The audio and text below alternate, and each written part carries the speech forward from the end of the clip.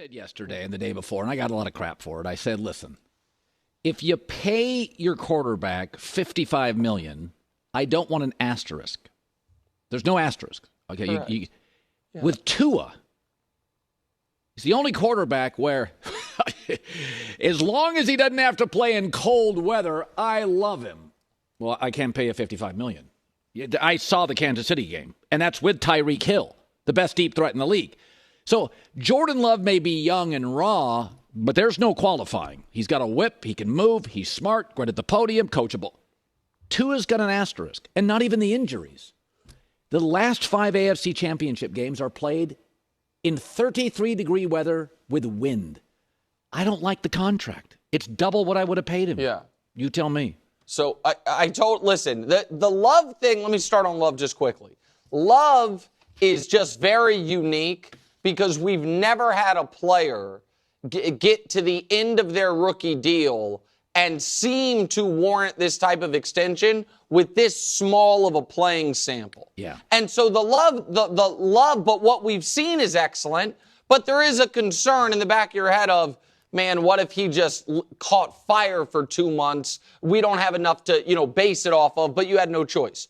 Tua, I feel like everyone knows what he is, and some people are just, I guess they feel like it's mean to admit it, which is he is a physically limited, undersized quarterback who has an ideal roster of weapons, an excellent offensive-minded head coach, and despite that, plays his worst football of the year against his best opponents. Last year, the reason they had to go to Kansas City in round 1 was because Baltimore and Buffalo beat them in week 17 and 18.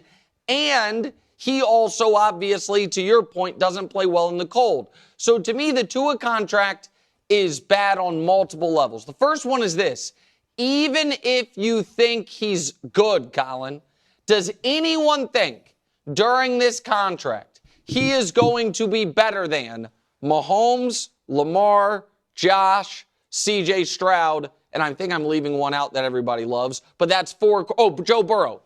Thank you, the Joe Burrow. That's 5 in his conference. That's not even to mention your guy Justin Herbert or my guy Trevor Lawrence. Throw all those guys out.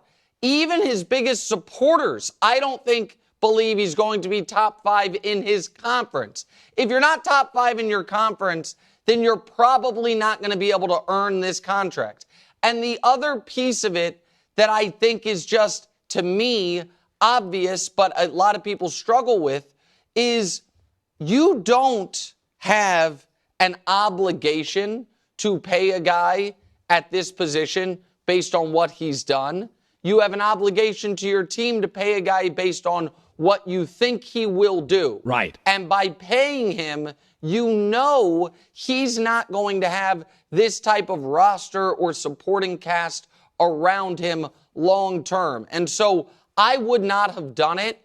I also, on the cold weather part of it, Colin, it is interesting. Not being able to play well in cold weather is a way bigger AFC problem than NFC problem.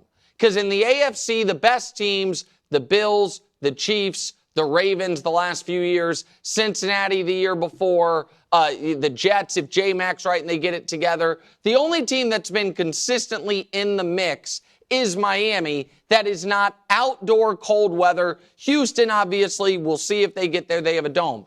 The NFC, on the other hand, it's Green Bay and Philly are outdoor cold weather. Dallas is a dome. San Francisco's decent weather. Detroit's, well, the whole NFC North essentially, or not, the NFC South, I should say, plus Detroit's a dome. Minnesota's a dome. The Los Angeles Rams. You might be able to play in the NFC and get through a playoff run without having to go outside. You're not going to be able to do that in the AFC unless Miami gets the 1 seed. And I don't think Tua has proven that he's good enough start to finish in a season to get a 1 seed. I want to circle back to something. This will be my finally. As I watch, one of the things that struck me before what struck you was, oh, wait. Anthony Davis and LeBron, if you count the exhibition games, may be the 2 best players. It is almost an indictment of the Lakers that the 2 best players in the world, AD has just been dominant, and LeBron's the best player. And my take is, and they're not winning a playoff game? Like, what?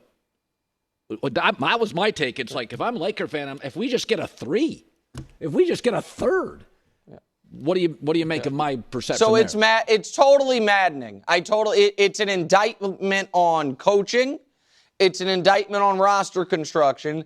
And the Lakers, much like the Dallas Cowboys this offseason, has decided, you know what? We weren't close to good enough last year, so let's make no changes. And there has been a rush in the media over the last few years to prematurely downgrade LeBron's stature in the league as far as his player ranking, because it's like, oh, he's in year 19. Oh, he's in year 20. He's in year 21. He's almost 40 years old. When LeBron is producing, not at the level he was a decade ago where he was hands down the best player in the world, but where, again, the point I was making at the beginning, take out Luka, Jokic, and Giannis, those 3 guys. Is there a player alive who is obviously, clearly better, other than those 3 guys, than LeBron James is right now? I don't think so. I think he's the best player on Team USA. If someone wants to say, well, Shai Gilgeous-Alexander, fine, I disagree, but fine, that would put LeBron at 5. Anthony Davis has been healthy the last year and a half.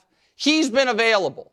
And the Lakers still can't get anything done. And so, yeah, that is an indictment on Pelinka. It's an indictment on Darvin Ham. Also, and I know they won a title with him, but these Olympics have not been great for Frank Vogel's stature either. It's like, well, I had LeBron and AD, then I had Kevin Durant and Devin Booker. I could do nothing the last few years with either one of them. They all seem to be pretty good at this stage. So, yeah, it is an incredibly frustrating thing. And one last point on this, Colin, because LeBron is locked in and emotionally super invested.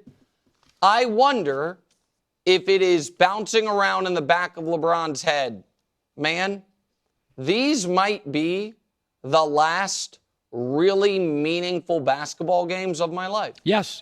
If he stays with the Lakers, yes, and they're clearly not making any more moves, and his plan is only to play 1 or 2 more years, he might, while I'm sure he believes, well, maybe we can go further, I'm sure he is recognizing it's on the board that the highest stake games I play in the rest of my basketball life are these next few weeks in Paris. Yeah. It reminds me of Brady's last couple of years. They won the Super Bowl, then they had to move off people, and they didn't have quite the roster. And it did feel like in the biggest moments, Tom still had it. Tom wanted you to know, I could keep playing. I don't have the roster. I don't have the O-line. But I'm the same way. I do think Tom at the end, the games for Tom and LeBron, most of their career, they've prepared diligently for every game. But I do think at the very end, Tom and LeBron are like, no, these games actually mean more.